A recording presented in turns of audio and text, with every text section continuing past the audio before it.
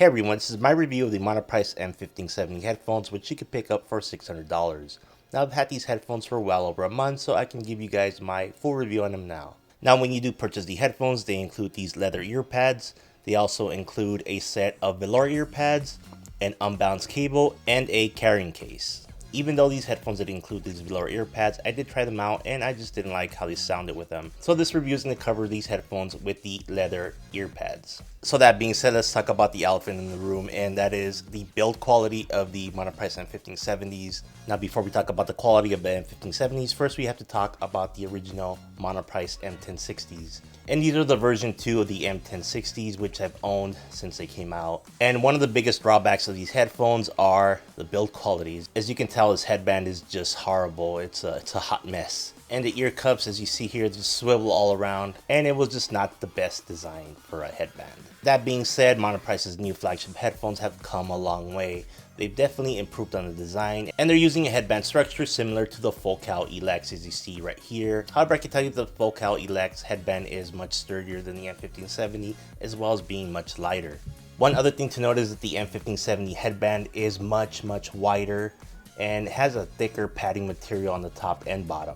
So this is going to cause some problems for people with smaller heads. I have a bigger head, so it doesn't bother me that much. But what ends up happening with the M1570 headphones is they sit on top of your head. However, these don't have much clamp force. So you just pretty much feel these headphones hanging on your head from here. And because there's not much clamp force near the ears, when you move your head around, you're going to feel these ear cups just moving around your head, which is not good. The Focal Elex headband is just much better, and it has a much better clamp force that's going to keep the ear pads next to your head.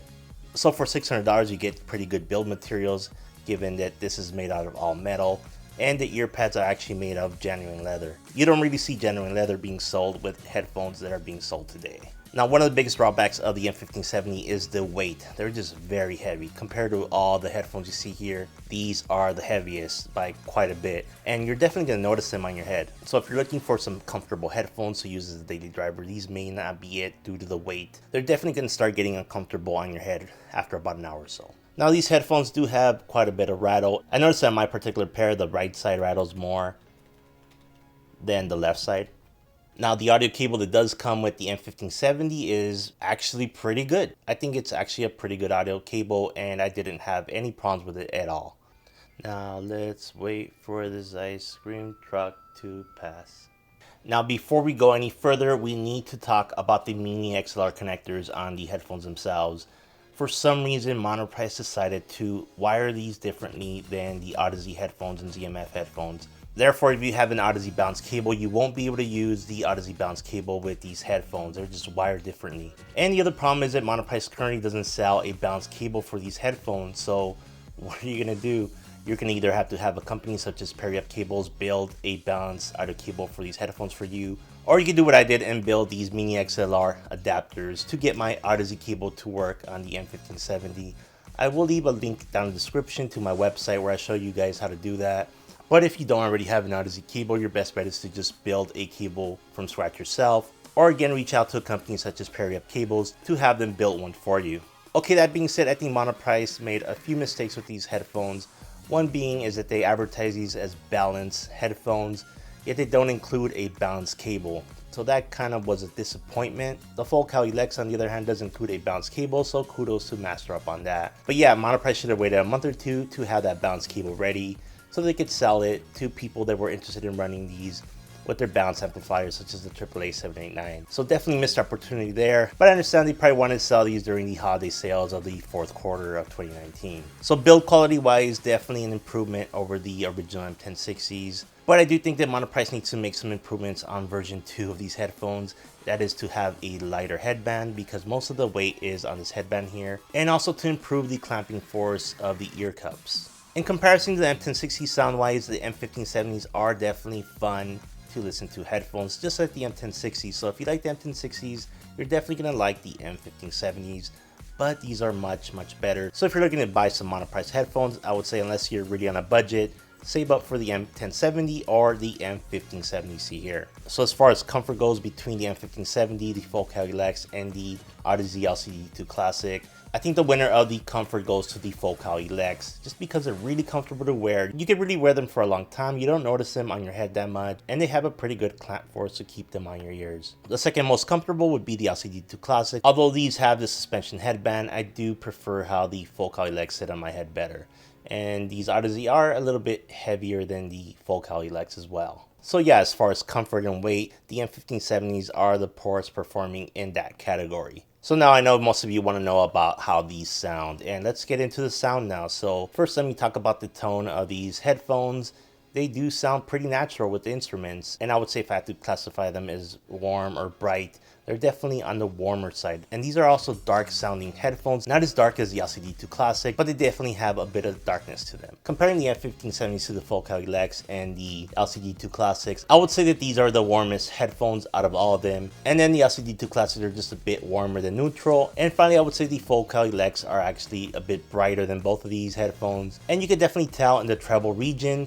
Sometimes when you're going back and forth between all these headphones, when you're A/B testing them, you can tell that the treble region has this metallic sound to it, and some people might even say that they have an unnatural tone to them. But yeah, sound-wise, I really like the M1570s, how they sound. The instruments sound very good on these. As far as soundstage goes, I would say that these are the most intimate headphones out of all these three. And I would say that's not necessarily a bad thing, because these are some fun sounding headphones. And these are headphones you definitely want to wear when you want to feel the music. And when you're listening to music like that, it's definitely going to feel a little bit more intimate. I must say that I was pretty impressed with the imaging of these headphones, not only for listening to music, but also while gaming. I found them really good for gaming. I was really able to tell where the enemy was firing from, where they're located.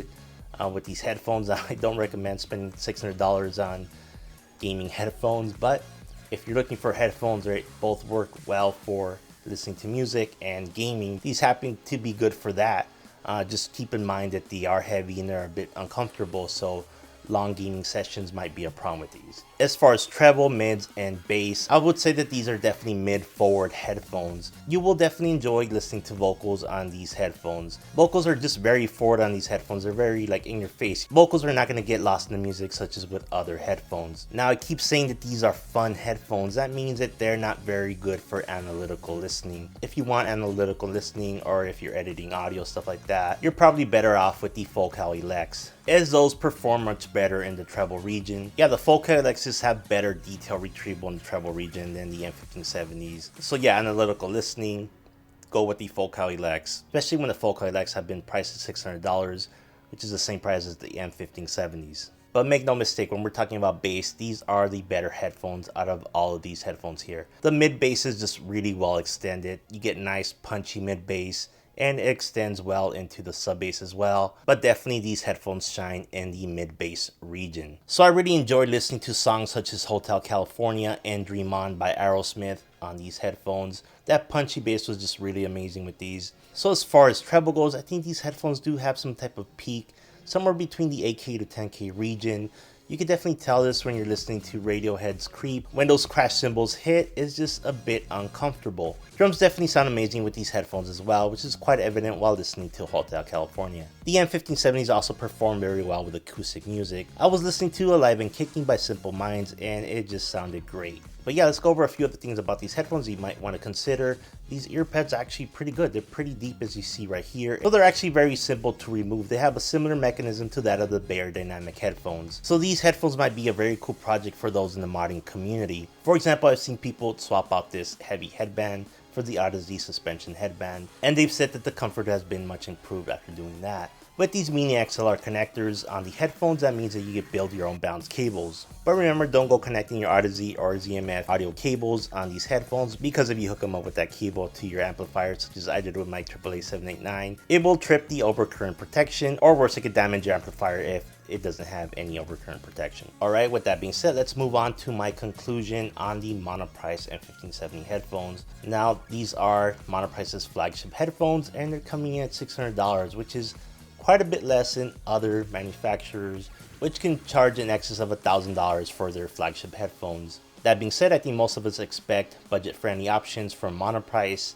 and I would say that these are indeed reasonably priced at $600. However, I would like Monoprice to maybe come up with a version 2 of these and work on the weight of these. These headphones are just too heavy. Just go back to the drawing board and make these headphones a bit lighter. I think that would really help a lot. And if you're gonna advertise these as balanced headphones, just include the balance cable. I think that would be much appreciated by everybody. You don't have to give us a fancy one, just give us a balance cable so we could try them out with our balance amplifier. As I've noticed that these headphones do definitely benefit from a balance connection, as you can give them more juice, and I just think they sound a bit better with more amplification. Also, you guys need to work on the clamping force of these headphones. They tend to just sit on the top of your head and they're really loose around the ears, so that's not good. But sound wise, I definitely think you guys are onto something. These definitely sound very good. They do have some issues. Like I said, in the treble region, there does seem to be some kind of peak. So I would like to see a frequency response chart from you guys. That'd be great, because then I could look at that chart and know what I'm listening to. Since mids are emphasized on these headphones, sometimes I notice it drowns out some of the other sounds. So maybe work on the tuning of these headphones a bit, but some of you may be able to EQ some of those issues I previously mentioned. But yeah, I'll leave some links down below where you can purchase these headphones, and you never know, Monoprice may have a sale on these, so every now and then they have some pretty good sales, so just keep an eye out for that. Alright, I hope my review video helped you guys out in your purchasing decision, and I'll see you guys in the next video.